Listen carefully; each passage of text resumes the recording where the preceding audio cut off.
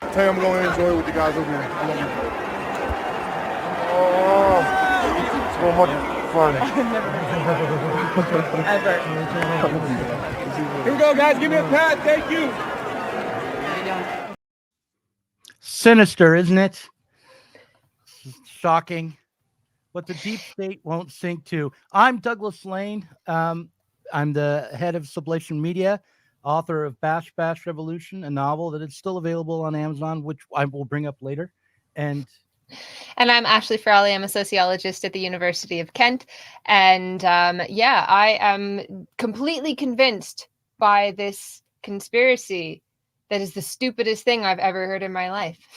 Oh, now, okay. On the other side of this intro, we'll get into it. In the case of nuclear or radiological fallout, people living around potential targets such as military bases and chemical plants may be advised to evacuate.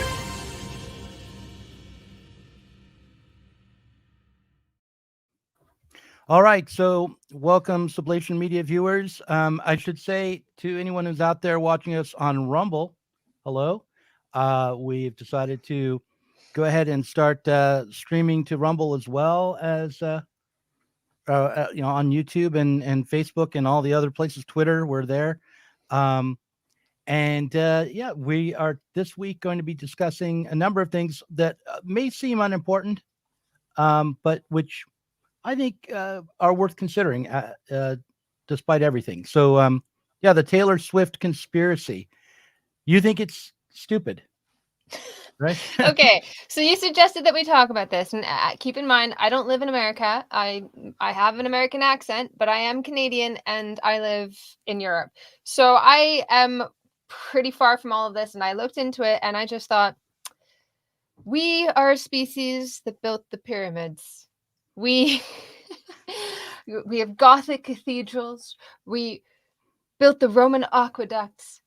And now we are engaging, apparently, in conspiracy theories that Taylor Swift and an NFL star, I don't even know. Football player. For Athlete. Scholar. me, football is soccer in my head these days. Anyway, there's a big conspiracy for them to get together, and the Super Bowl is rigged so that at the end they can share a kiss and endorse Joe Biden. Yeah, that's it. All right, there you go. Humanity, you have such a brain, such ability. Why waste it on this stuff? But Doug, tell me, is there something else to this? Or maybe it's not even it's not even a thing. Maybe it's just totally overblown, because it just seems to me to be the dumbest thing I've ever heard in my life. Okay, well, I'm always interested in looking for the rational kernel in what appears at first blush to be stupid.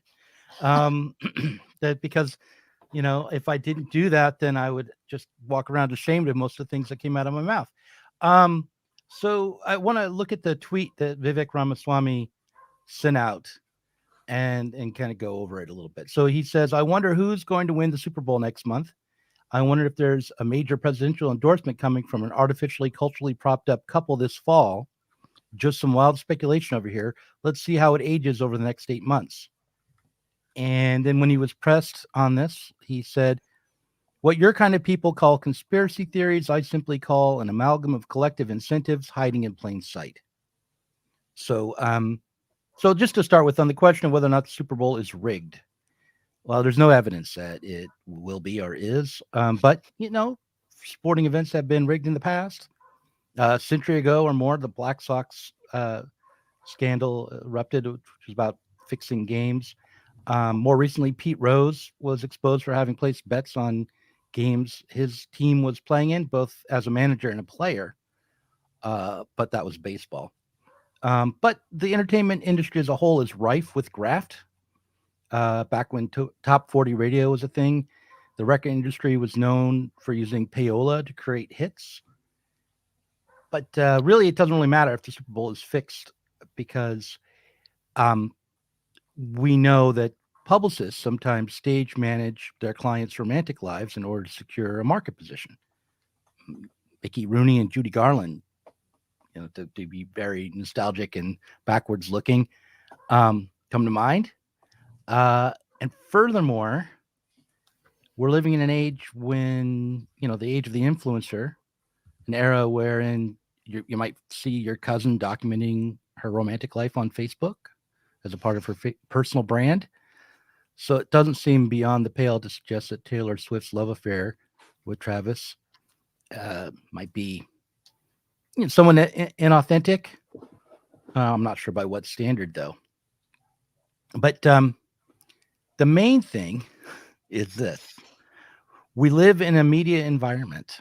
And as far back as the 90s, when I first encountered this band called Negative Land, I was made aware of that fact, of this idea of the spectacle. There's a quote from an old album called Over the Edge, Volume 1 from Negative Land. And here's a couple lines. It says, as awareness of how the media environment we occupy affects and directs our inner life grows, some resist. The skillfully reworked billboard directs the public viewer to a consideration of the original corporate strategy. The studio for the cultural jammer is the world at large.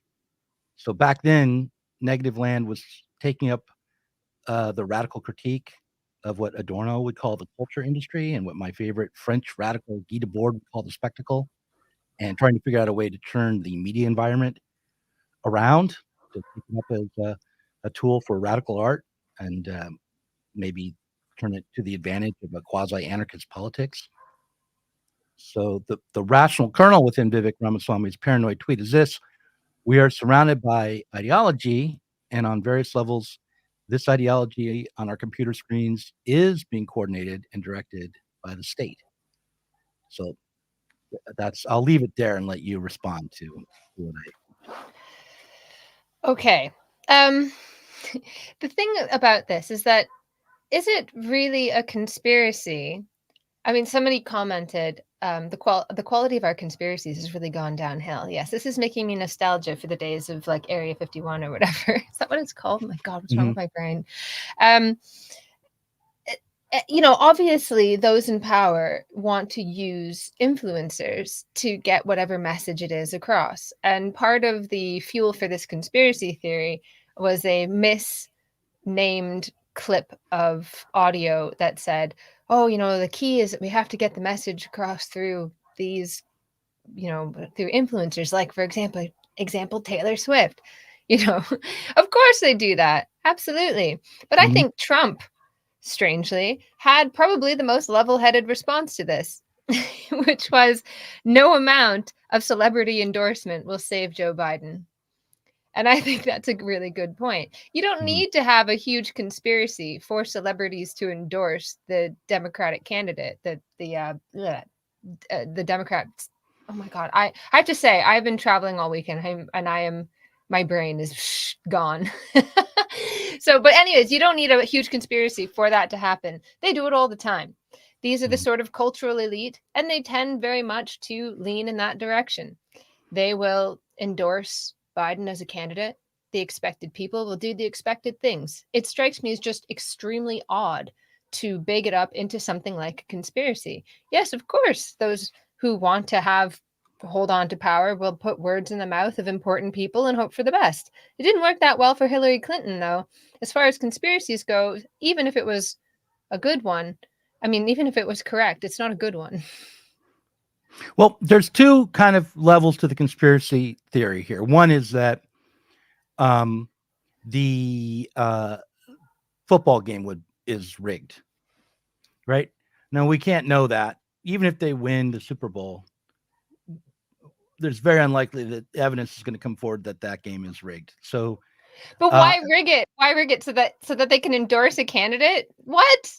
They'll definitely endorse him. She's like the biggest pop star in the world right now. Well, I guess the theory is Super Bowl to get a message across. If he wins the Super Bowl, right? This is the idea.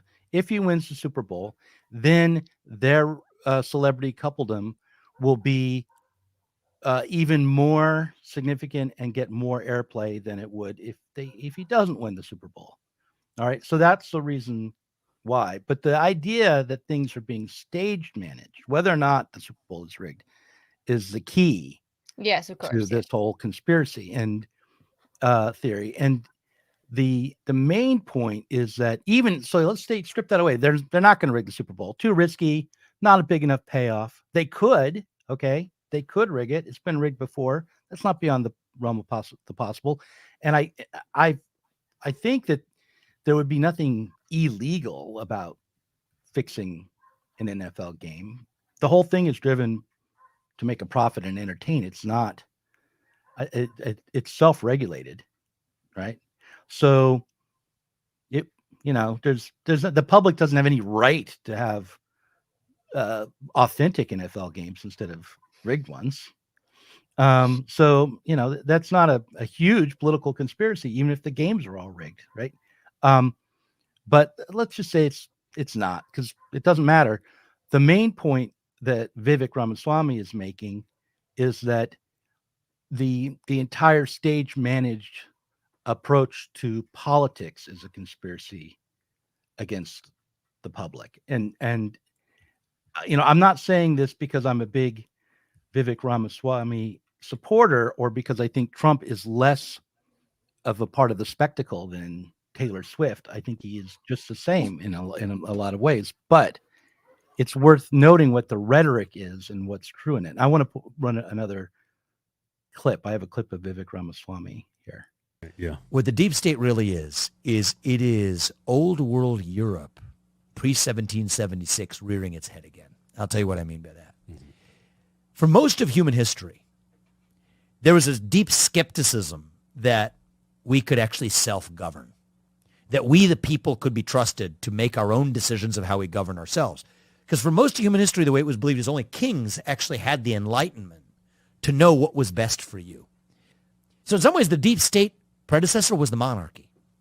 That's what we fought an American Revolution for. Right. The American Revolution was fought over rejecting that monarchical bureaucratic vision. All right. So I have more written material, but I'm going to give you a chance to push back, Ashley. Have I fallen off the deep end? Am I in La La Land here? But you understand why I brought up the Vivek Ramaswamy clip as well, to show that what he's really railing against in a incomplete, distorted way is the idea that our politics should be so stage managed that the not only the Democratic Party, but also the deep state and big tech companies and media empires should have so much control over who runs the country and how things are understood and framed. That's what he's striking out against. You're muted, by the way. I knew that. So I think he's right. He's absolutely right that for most of human history, people didn't believe in the ability of ordinary people to govern themselves. And to this day, most people don't believe in the human ability to self-govern. It is an enormous problem. But interestingly, I was just reading an article where someone mentioned offhand, well, most people in the Republican Party also don't believe that people can self-govern. And I would say most people across the political spectrum in the governing political class also don't believe in that. And they will talk about this quite openly. They'll say things like, well, what Trump taught us, so I'm talking about the Democrats, the Democratic Party, it's like, well, what Trump taught us is that facts don't matter. And that what really matters is the spectacle. And so that's the lesson that they took, this sort of sneering confirmation, you fucking idiots, like, you can't really be trusted. Let's just give you what you want then. Let's just treat you like the idiots that you are. But for a long time, politics has been stage managed. And as I said, they talk about this quite openly. They'll comment on the strategy of a politician and saying this or that. Ooh, was that a good strategic move in saying that about this issue? Like it's quite open, this cynical approach to democracy where everybody knows policymakers don't care or give a shit about the issues they're talking about. They don't truly believe in most of what they say, and that they're saying things and then they're looking at the polls and then they say something else and then they look at the polls. David Cameron in the UK was famous for this. Like absolutely everything that came out of his mouth was focus group to death. It was just like they run these focus groups and they're like, yeah, And then he goes out and or they're like, oh, everyone's wearing these bands now. He goes out and he's like, blah, blah, blah, blah, blah. That's all. He's like, hope, peace, Mhm. And it's so incredibly stupid and cynical, but this is a product of a widespread belief, a widespread cynical attitude toward self-governance on the part of the masses, that Mhm. you people are just too stupid. This is what you want, so this is what you get. And it's very, very open. And the thing that troubles me is that there is, most people stubbornly believe, they continue to believe that they can self-govern. That's the good thing. And that is viewed with great annoyance on the part of the political class, that they stubbornly believe that they have the right to vote for a range of candidates, that they can decide for themselves the path that a country will take. And this is why you will hear all sorts of very strange things said about democracy, because there are two conflicting ideas of democracy at play floating around in our cultural universe. The first one is the one that, the basic one that maybe a school child learns, which is, well, we go out and we elect these representatives and they represent us. And it's government for the people, by the people, this sort of thing. And ultimately, we get a democratic say in the big issues that affect our lives. Okay, that's just the basic one you might hear a child say. And then you have the ideal one, which is interest group democracy, that to protect democracy, we must insulate it from the rabble. We must insulate it from the masses, the unorganized, unruly masses. And democracy is best in the form of organized groups, charities, NGOs, Labor unions. labor unions, interest groups, essentially, lobby Mhm. groups of various types who will organize, campaign, and bring attention to policymakers and have their prepared solutions. And once there, we decide on these people essentially decide on how things work. And this is how the EU works, essentially. You have lobby groups that have a pretty direct path. It was actually amazing. So I've been doing a lot of research on EU policy, and it's completely different than how the pathway for social problems works in a country. You have interest groups that campaign and they make public statements about things, and you can see the rhetoric involved. It's so very, very difficult to find out where an EU policy has come from because it is so behind the scenes. They don't have to convince anybody. And that's why these kind of NGO types love it, because they don't have to. They can go straight to the law, change things, and get their policies that they want. And they don't see you as part of democracy. You're a problem. You're a threat to democracy. In fact, we need to use law, they think, to change how you think. You're the problem. So we have to use, what Joseph Gusfield called coercive reform. That reform is required to coerce the population into acting in particular ways that are allegedly in their best interest. So this is the ideal of democracy. When people say very strange things about protecting democracy, when they appear to be doing something that is undermining like an election, and they're like, we have to do this to protect democracy, it's because they are operating under the assumption that interest group democracy is the ideal. Mhm. Mm. And so, Yeah. So Go on. they don't believe in you. They don't believe that you can govern yourselves. You're a problem for democracy. And to the extent that they have to engage in this show, it's all spectacle, it's highly cynical, and it displays a thinly veiled contempt for the masses. And now people, Republicans and populists all around the world, some Republicans, I should say, populists all around the world have picked up on this a little bit, probably without realizing it, but that there's a discontent with this, that people know they're being talked down to and they don't like it. But they also don't believe in democracy a lot of the time. And I've actually been surprised by this recently, that there was a kind of libertarian, it was not that long ago that when people were talking about the right wing, really it was, scratch below the surface and it was a classical liberal. Now there's been a realignment where they're right wing. And I've heard people talking about like, gosh, it like libertarians just suddenly completely giving up on democracy, which is, by the way, completely expected. Anyway, so keeping this, giving them the torch of democracy is so dangerous. But this is what has happened. The only people that are speaking to that sentiment, the only way that you can express your distaste for that cynical, sneering kind of politics is through a figure like Donald Trump. And in a way, I feel like the Democrats should embrace Donald Trump, because really what he does is he sends the message. You want something different? Here, you can have a lunatic.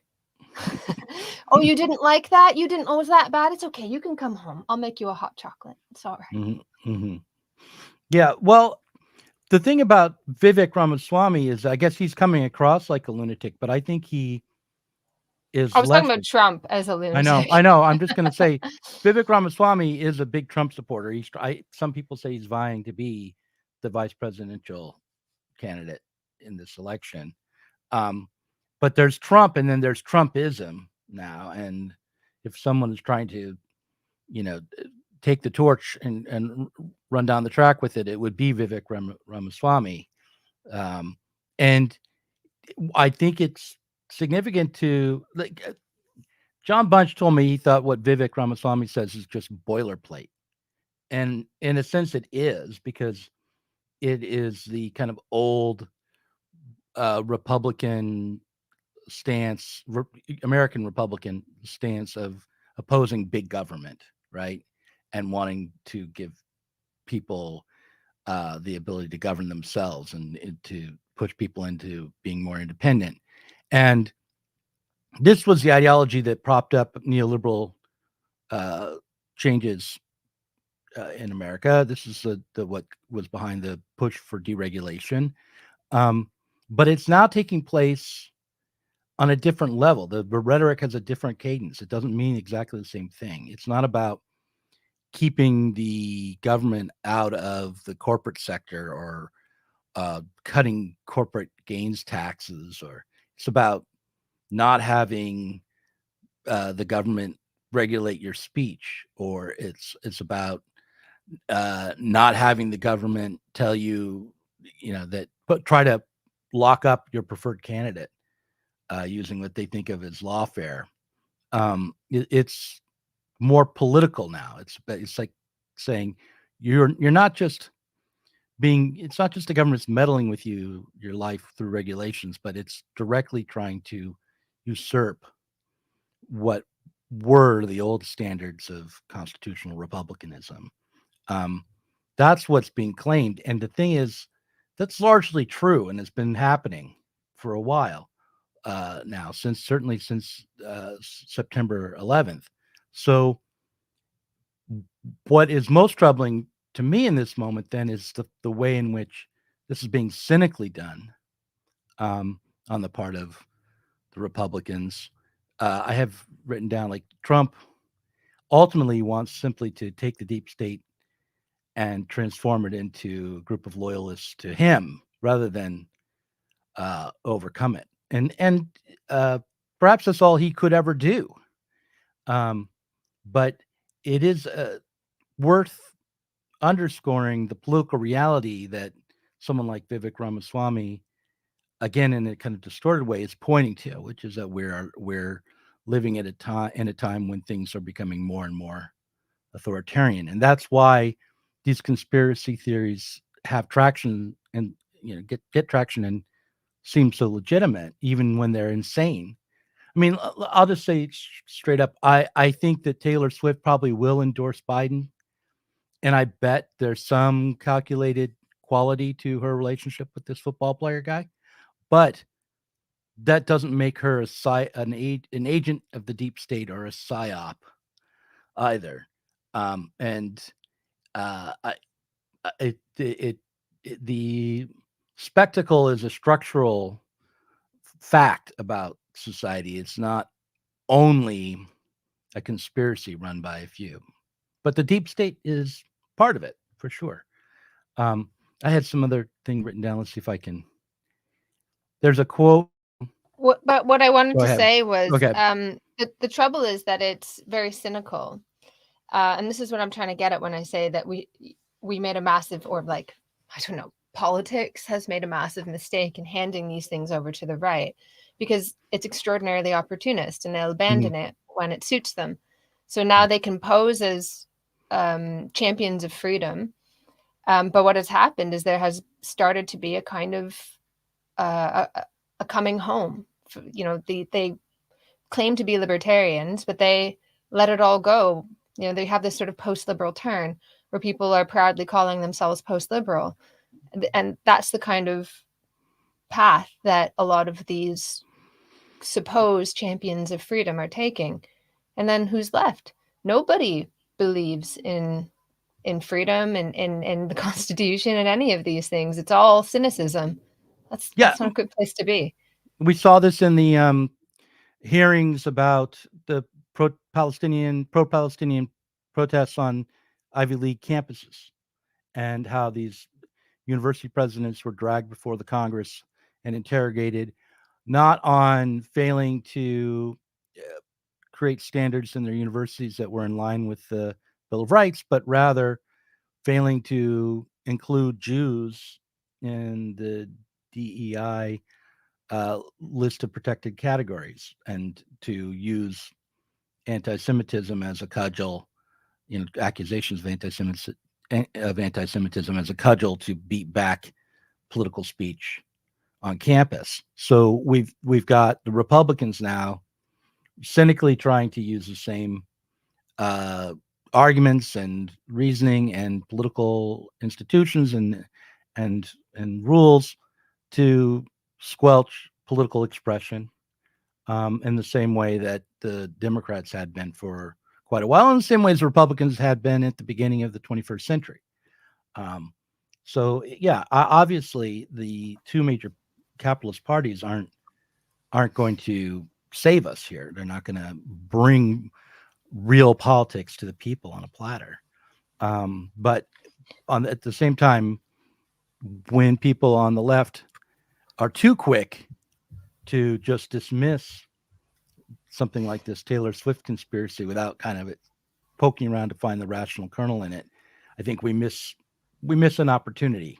Maybe that's at least what I was hoping to do, is find that opportunity to spell out what is true, about the paranoia. Yeah, but it's just, does it surprise anyone that politics is spectacle? That's what I was trying to say. They do it openly. They talk openly about, well, he made this statement about gender today, and what's that going to do for his campaign, I wonder? And what he's trying to do with this statement is ensure that this side of the party, and we all know are completely aware that none of them believe a damn word that they're saying. Right? It's Yep, but the idea used to be that there was a free press, even if it was a corporate press or a capitalist press. That these organizations were in competition with each other, and they were communicating what the political reality was to the public as a kind of public service, right? Not just for profit. And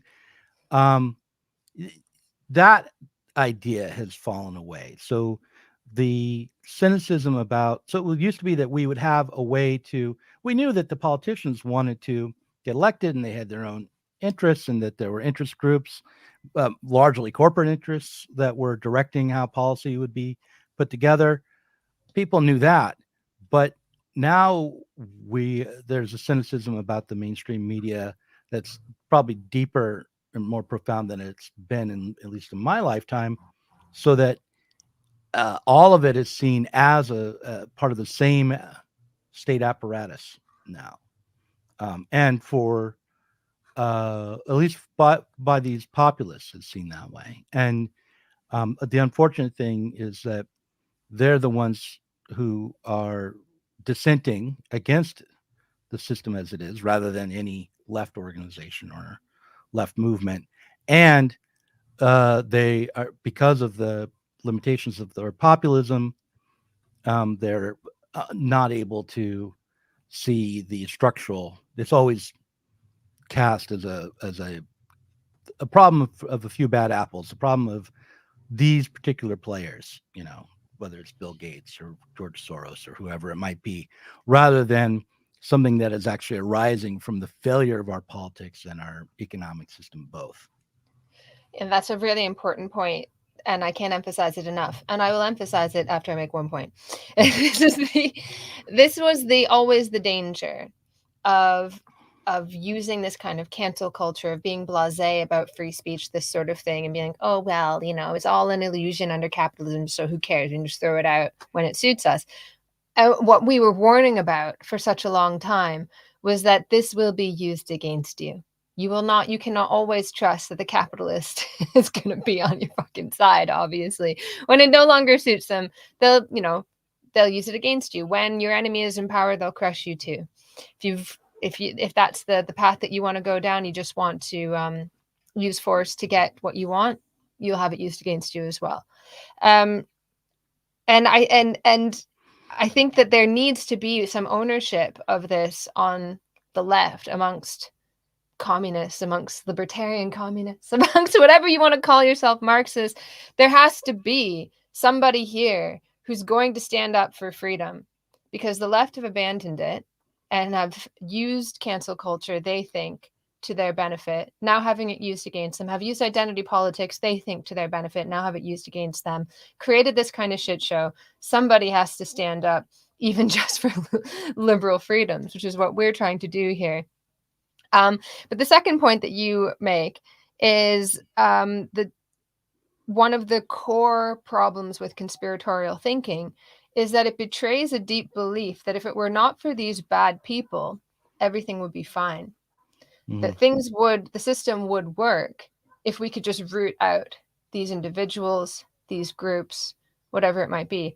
And, obviously it has part of my distaste for identity politics is that it goes down that same path. It appears to be much more sophisticated, but it says, if it weren't for these white people hoarding their privilege, everything would be fine. The real problem is this group of people.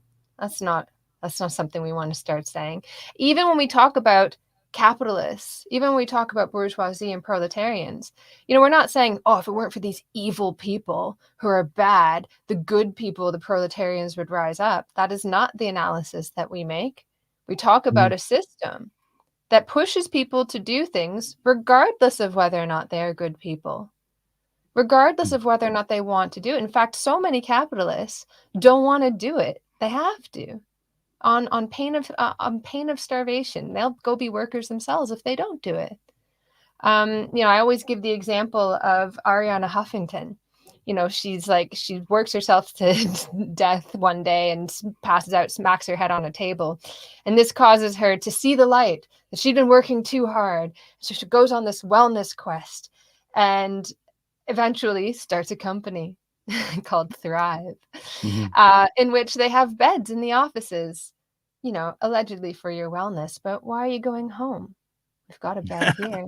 It reproduces all the horrible things it was meant to provide an escape from, because that's the logic of the system. Even relaxation becomes a business. Even the escape from the rat race becomes another part of the rat race. You start to become competitively relaxed. And you like, this is in my new book with mindfulness, where it was like, even this was subject to that kind of race. It was like, you can learn this like mystical kind of thing from the East, and you just got to go on this retreat, and it's this many hours, blah blah blah. And then it was like, all you need to do is, while you're washing a dish, be mindful. When you became like, in 1 hour a day, in 20 minutes a day, in 10 minutes a day, in 5 minutes a day, in 1 minute a day, you know what? Eat a raisin and think about the taste.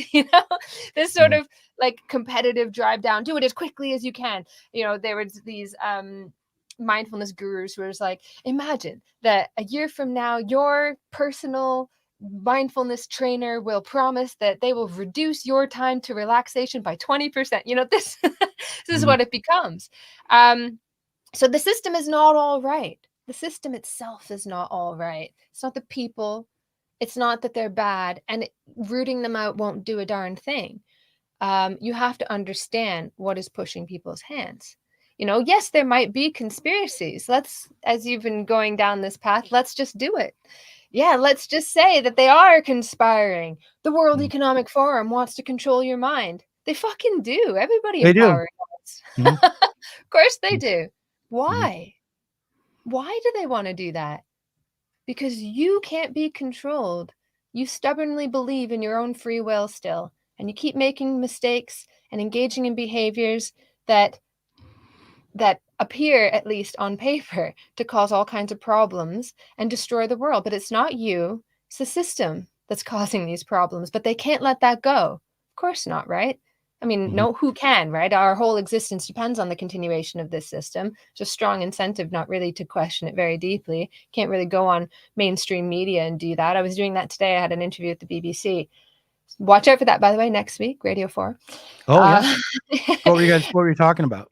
About mental health and the mental health industry. And I was trying to explain, like, problems are much deeper. They're within capitalism. But and they were like, well, why do these, corporations, why do they, tweet about mental health day? Why are they trying to sell you commodities on the basis of like mental health? And I was like, well, look, you can't not consume within capitalism. And so what's the answer to that? Like, nobody lives on the land anymore. You got to buy stuff to survive. And we have this like anti-consumerist outlook that's part of the culture. So what do? Well, you impute consumption with meaning. Right. And so I was trying to explain that, and I fully expect that will be cut out because you can't say the C word. Side note, someone once came up to me after I gave a speech and said, I really appreciated that you used the C word. And I was like, capitalism, the C word. Oh, right. Oh, yes. Thank you. Anyways, so you can't really talk about systems at the end of the day. So there's all these incentives in terms of the Overton window and the media, in terms of our own dependency on the system, capitalist dependency on the system, that mitigates against thinking much more deeply. But that's what you have to do. You have to ask, why do they want to control your minds? Why would they want to rig the Super Bowl? Why are they so desperate?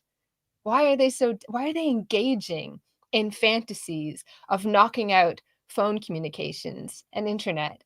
By the way, that's another conspiracy that's going around, that film, Obama, we talked about it Leave the world behind. Leave the World Behind, the one that the Obamas had their production company had something to do with, and the Obamas were very much, he was like very passionate about it, sending notes, this kind of thing to the producers. Why are they engaging these fantasies of self-destruction? Why? Ask those questions. Sorry. I want to get deeper into that actually in just a moment, but before we do, I want to address this comment from Sam Badger. He's saying, but Doug, we don't need a goofy, cringe, paranoid Taylor Swift conspiracy theory to inform us that the state under capitalism is bad. Okay, two things. One is to the extent that we approach it as a goofy and cringe conspiracy theory, I think we're missing it. A few months back, I put together a Critical Cuts video, and at the start, I asked viewers to imagine that when Chuck Barris, the former host of the Gong Show, claimed that he was a CIA agent, that it was more helpful to believe him than to be cynical about it, because to do so would help us understand what Guy Debord meant when he talked about the spectacle. A lot of times, the spectacle is approached as a kind of a product of mass communication, and through that thought of as kind of the fault of the masses, as if it's arising out of civil society, as a cultural product, reflecting our shallowness, and our inauthenticity. That maybe it goes hand in hand with a critique of consumerism, on the level of these gluttonous masses, these workers who want to consume.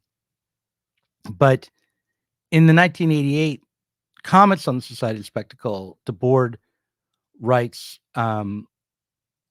he says that he writes about the integrated spectacular society, and he writes the greatest ambition of the integrated spectacular is still that secret agents become revolutionaries, and that revolutionaries become secret agents. So then he goes on and says, when secret agents become revolutionaries, well, this is me explaining the quote. When secret agents become revolutionaries, they do so in order to assist the revolution that is capitalism. And capitalism is revolutionary because it demands continual and deep change to keep going. And then when revolutionaries become secret agents, They do so in order to hold back the revolution. They conspire against the overcoming of capitalism and push a counter-revolution, all while maintaining the appearance of being revolutionary. So, Chuck Barris was a CIA agent, and the Gong Show was a CIA plot. That is more true than to say the opposite. And it goes to another line from Guy Debord, which he says, under the spectacle, the true is a moment of the false.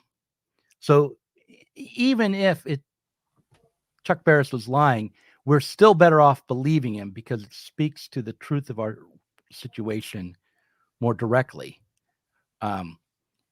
So that's what I'm trying to get at here, is that it's not, and it's so to say, oh, the state under capitalism is bad, doesn't explain enough. It's like the state under capitalism is setting up the terms of our understanding it, and directly and consciously through operations that they really do call psyops.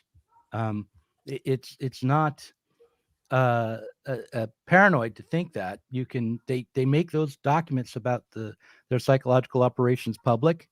They have passed legislation to allow the state to propagandize the public directly, the way they would a foreign power. They've made those legislative changes in public, and the fact that most of the celebrity culture is in the pocket of the state, the ruling power in the state, is a known fact as well. We shouldn't forget that. We should remember how they all came out and made cringy videos for Hillary Clinton in 2016 and then tried to sell us on the lockdowns as some expression of imagining a better future by singing off key or in 1,000 different keys. So that is not to indict anybody as an individual or to say to a would-be actor or musician, don't pursue a career in the arts. It's just to say we should recognize the way the economics and the politics of media function, and the reality of our spectacular moment. And look, I mean, I feel how it functions just by trying to struggle for a YouTube audience. There's an algorithm that's being programmed by state agencies that I have to contend with. So it's not. Yeah, Doug, that's why we're not getting the viewership we'd hoped for. I mean, well, decent viewership, we had to start all over again. And to be fair, we're getting a lot of hate from people who stole a YouTube channel with almost 100,000 subscribers and still can't crack 2,500 not views that the video, young demographic on YouTube don't want to watch a 53-year-old man rant and scream at the clouds. That can't be it. That couldn't be what it was. It's a conspiracy. But anyhow. Right. Okay. Can you explain? You use this term a lot. You say setting up the terms of our understanding. Can you explain what that means? Say that again. I was distracted Oh, by you were looking these comments. People saying things like I need to sing the blues in a minor key. And someone said, Mr. Doug, you ignorant slut, Taylor Swift controls elections. Okay, but tell me, so you use this term a lot. What do you mean by setting up the terms of our understanding? It sounds like you're trying to say they control our minds, but you're saying they set up the terms of our understanding. Well, they frame debates, they consciously attempt to suppress dissenting views. So is that, they set up operations called the Psychological Defense Agency in some countries. Like they're like the state's job is to control and defend our psychological state from bad thoughts. So What's yeah, is that mind control? I mean, it's an attempt at mind control. I don't think it's not. It's just the basic. Yeah, it's just the basic way that public discourse works. Everybody. Sorry, I cut you off. Finish. Go ahead. Go ahead. I was just going to say it's the basic way that public discourse works. Everybody wants to control a narrative, set up their frame as the way we're going to understand things from now on. And they get really annoyed by dissenting opinion. That's very common. It's not just the state. Lobby groups do this. charities do this. Everybody does this. Everybody who wants attention in the public sphere engages in a frame dispute at some point. Mhm. But what I find very interesting is that it seems to be getting more desperate. And perhaps this is my segue, but we may have to save it I for want to, the Parrot yeah, Room, which but is I want that to say, they're I want to getting address more this desperate though. at their inability to control the narrative Mhm. and engaging in these fantasies of, these sort of elite fantasies of self-destruction, which I find very interesting. And it's not a conspiracy, but it's the fantasy itself. In this film, Leave the World Behind, I find highly indicative of the state of mind of those in power. Anyway, and not just those in power, the NGO class, all these sort of people who consider themselves to be on the right side of history. Anyway, go on, Doug. Okay, so Reclaimed Dasein says that I'm saying, even if it's not true at all, it means we should believe it anyway. I'm really not saying that. I'm saying that even though it appears false, a lot of the reason it appears false is because we focus in on this implicit assumption, which does need to be overturned, which is that there's something about Taylor Swift individually that makes her particularly nefarious, right? And that's totally wrong. Because by believing that it's true, that it's a psyop, we are getting closer to the truth, even if it hasn't literally been set up by the deep state. Because after all of our politics are run as psychological operations. This idea of you should pick the candidate, or that people do pick the candidate that they'd rather have a beer with, rather than based on what their policies might be or representing their interests. We have entered into a spectacular time, and this is happening. All of this is happening at a time when I had this written down. Let's see. The United States is currently engaged in bombing Yemen, Somalia, Afghanistan, Libya, and is backing two proxy wars. Or I don't know if the Israeli bombardment of Gaza could be called a straight ahead proxy war, but nonetheless, the United States is definitely funding and supporting the Israeli bombardment and ethnic cleansing in Gaza, whilst backing the Ukraine war efforts in Russia. We've got, conflicts brewing on such a scale that the possibility of something called World War III is not hyperbolic. That to say that that's on the horizon, I hope I'm wrong, but that seems like a real possibility. So, meanwhile, we're being led to consider Taylor Swift's relationship with this professional football player.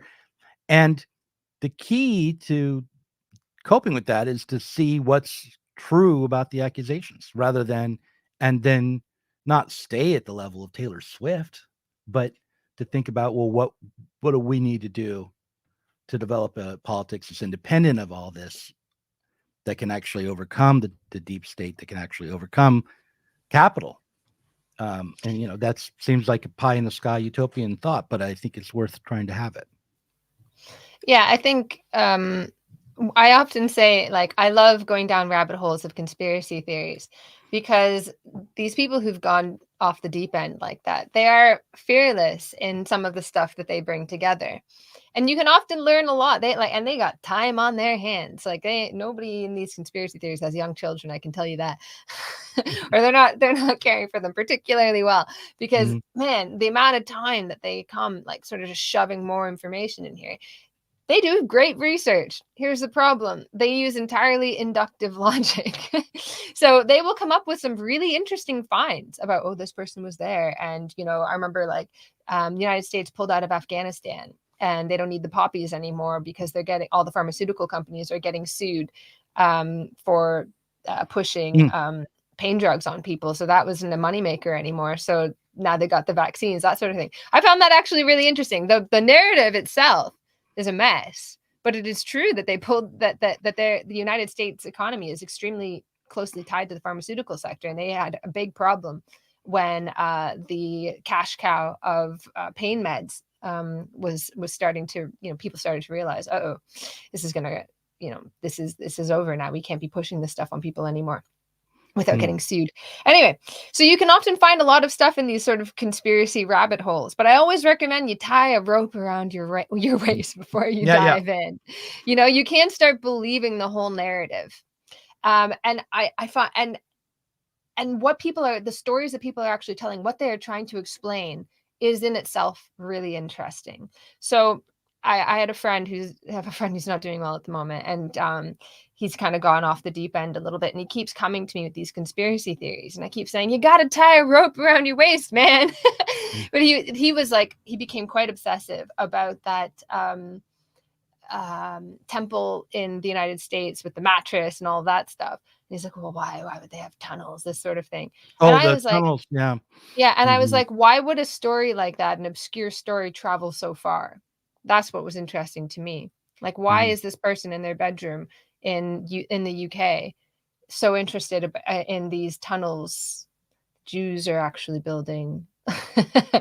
You know, that it was that story, the fact that it was something people picked up and went, I find that interesting. So conspiracy theories are interesting just generally, sociologically.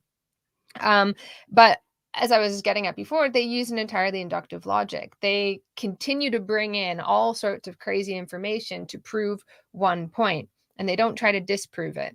And this is their major issue. You know, you go back to sort of Karl Popper, like you can say swans are black, and you can keep going out and finding a million black swans, and that keeps confirming your thesis. But what you need to do is go out and find a white swan.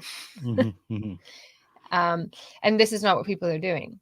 But nonetheless, their fearlessness and their complete insanity, loss of touch with reality, can often lead them to put together stories that are themselves interesting, that tell us something about how people who are willing to let themselves go that far will make sense of the world. And as we keep saying, it's not that the stories that they're telling are not correct, but they are trying to explain something. And what is that? What are they getting at? What pulse do they actually have their finger on?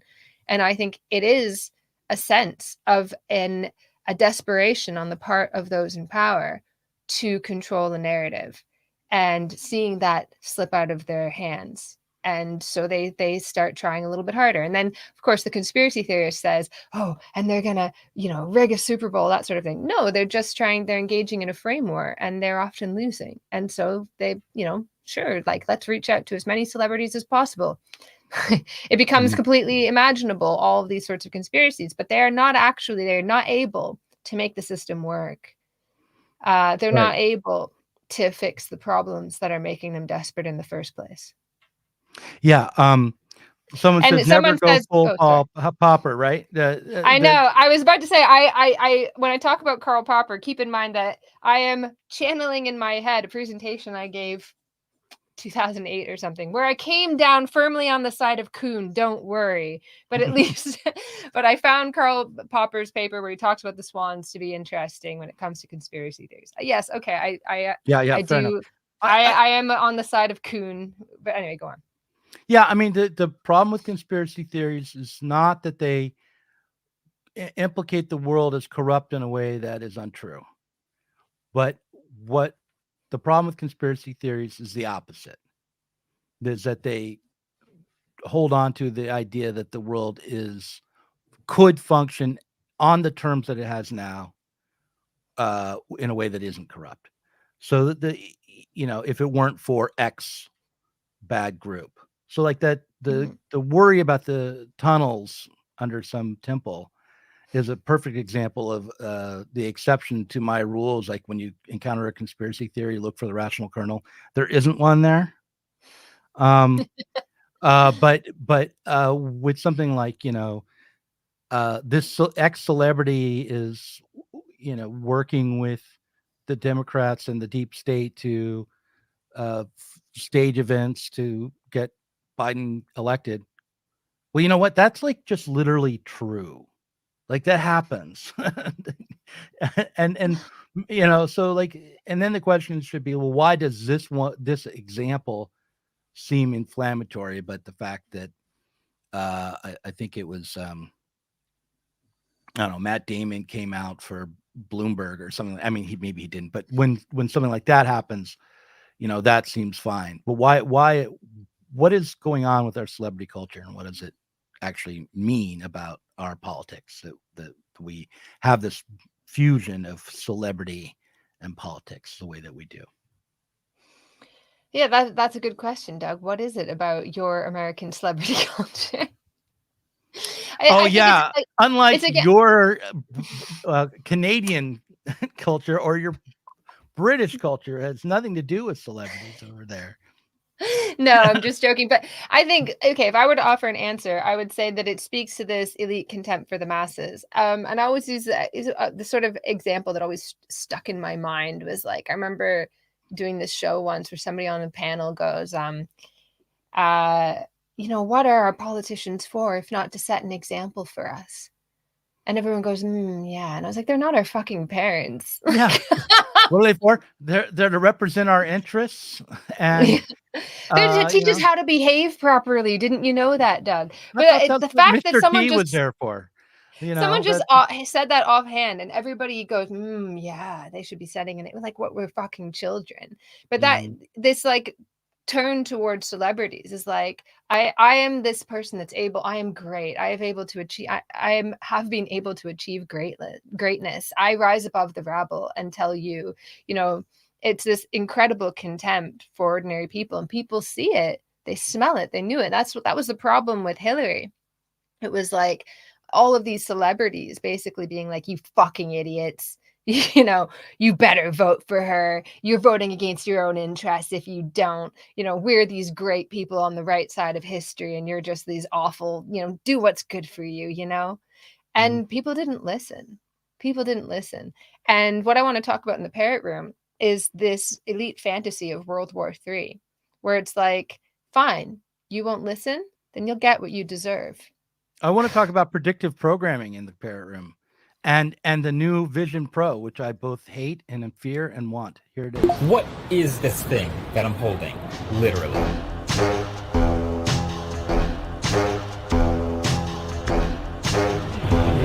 You all right? Can you put windows up now if you want to? Yeah, so like I can put a window up now, but when I start walking, they like go away. Fade away.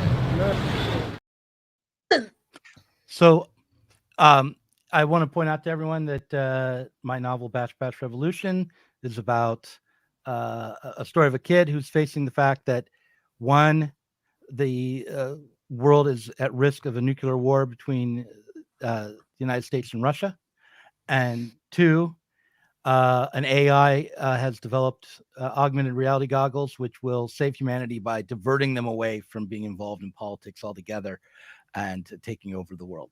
Oh my God, Doug, you predicted exactly what's happening right now. It was predictive programming on my part, and I am a part of the deep state. So I'm sorry, I have to confess that at the end, I'm like Chuck Barris in that sense, working for the CIA. We'll see you in the Parrot Room in about 15 minutes. I'll put a link in the description to the video and in the comments.